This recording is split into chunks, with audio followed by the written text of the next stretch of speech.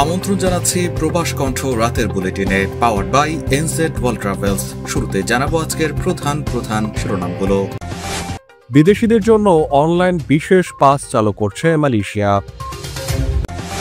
মালয়েশিয়ার মিনি ঢাকায় বাংলায় ও বিদেশি ভাষায় লেখা সাইনবোর্ড অপসারণ। এবং কুয়ালালামপুর বিমানবন্দরে হেফাজতে বিদেশির মৃত্যু, তদন্তে পুলিশ। দেখছিলেন শিরোনাম, এবার বিস্তারিত। সর্বোচ্চ ছাড়ে সেরা অফারে বিমান টিকিটের নিশ্চয়তা দিচ্ছে এনজেড ওয়ার্ল্ড। বিশ্বের যে কোনো স্থানে আন্তর্জাতিক বা অভ্যন্তরীণ রুটের বিমান টিকিটের জন্য আজই চলে আসুন এনজেডে। আপনাদের সেবায় 24 ঘন্টা তৎপর এনজেডের একঝাঁক দক্ষ তরুণ কর্মী। স্ক্রিনে দেখানো নাম্বারেও যোগাযোগ করতে পারেন আমাদের সঙ্গে। এনজেড ওয়ার্ল্ড, বিমান টিকিটের একটি নির্ভরযোগ্য প্রতিষ্ঠান। আগামী বছরের জানুয়ারি থেকে মালয়েশিয়ায় বিদেশিদের প্রবেশ ও দেশটিতে অবস্থানরত বিদেশিদের জন্য চালু করতে যাচ্ছে একটি অনলাইন বিশেষ পাস। সোমবার মালয়েশিয়ার স্বরাষ্ট্র মন্ত্রণালয়ে মাসিক সভা শেষে এক সংবাদ সম্মেলনে এই তথ্য দেন স্বরাষ্ট্রমন্ত্রী দাতুশ্রী সাইফুদ্দিন নাসুরশন ইসমাইল।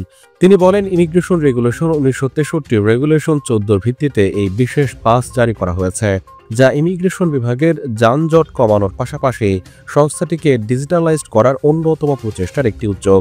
মূলত ইএসপি হল একটি online special pass application platform, যার বৈধ পাস আছে এমন দীর্ঘমেয়াদী সোশ্যাল ভিজিট পাস এবং পেশাদার ভিজিট পাস ব্যক্তিরা তাদের বৈধ পাসের মেয়াদ বাড়ানোর জন্য অনলাইনে আবেদন করতে পারবেন। এছাড়া যে কোনো বিদেশি নাগরিক যারা নতুন আবেদন সম্প্রসারণ, দীর্ঘমেয়াদী পিএলএস, পিএলআইকে পরিবর্তনের সিদ্ধান্তের জন্য অপেক্ষা করছেন বা যারা সড়ক দুর্ঘটনা, প্রাকৃতিক দুর্যোগের মতো সমস্যার সম্মুখীন হয়েছেন এবং তাদের নিয়ন্ত্রণের বাইরে এমন পরিস্থিতিতে রয়েছেন, তারাও এই ইএসপির জন্য আবেদন করতে পারবেন। তবে আবেদন প্রক্রিয়া অনলাইনে হলেও নিরাপত্তার প্রশ্নে স্বরাষ্ট্র মন্ত্রণালয় কোনো আপোষ করবে না বলে জানান মালয়েশিয়ার স্বরাষ্ট্রমন্ত্রী।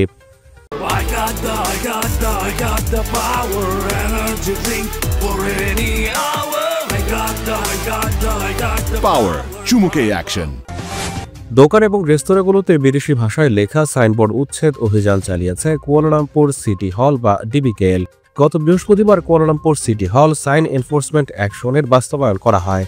কুয়ালালামপুর সিটির উপদেষ্টা বোর্ডের সদস্য লাই চেন হেং বলেছেন, সামাজিক যোগাযোগ মাধ্যমে এই পদক্ষেপের বিষয়ে মন্তব্য করা হয়েছে, পর্যটন এলাকার ব্যবসায়ীদের ক্ষতিগ্রস্ত করা হয়েছে, যা মোটেও সত্য নয়। মূলত বিদেশি ব্যবসায়ীরা যারা তাদের দেশের ভাষা ব্যবহার করে সাইনবোর্ড ঝুলিয়ে রাখে তা সরাতেই এই অভিযান।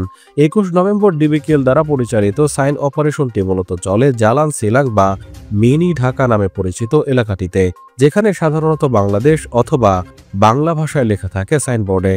সঞ্চালিত অপারেশনটি শুধুমাত্র ভাষার ব্যবহারে জড়িত নয়, আকার এবং সেট মানগুলোর সঙ্গেও জড়িত রয়েছে বলে আজ তিনি জানিয়েছেন।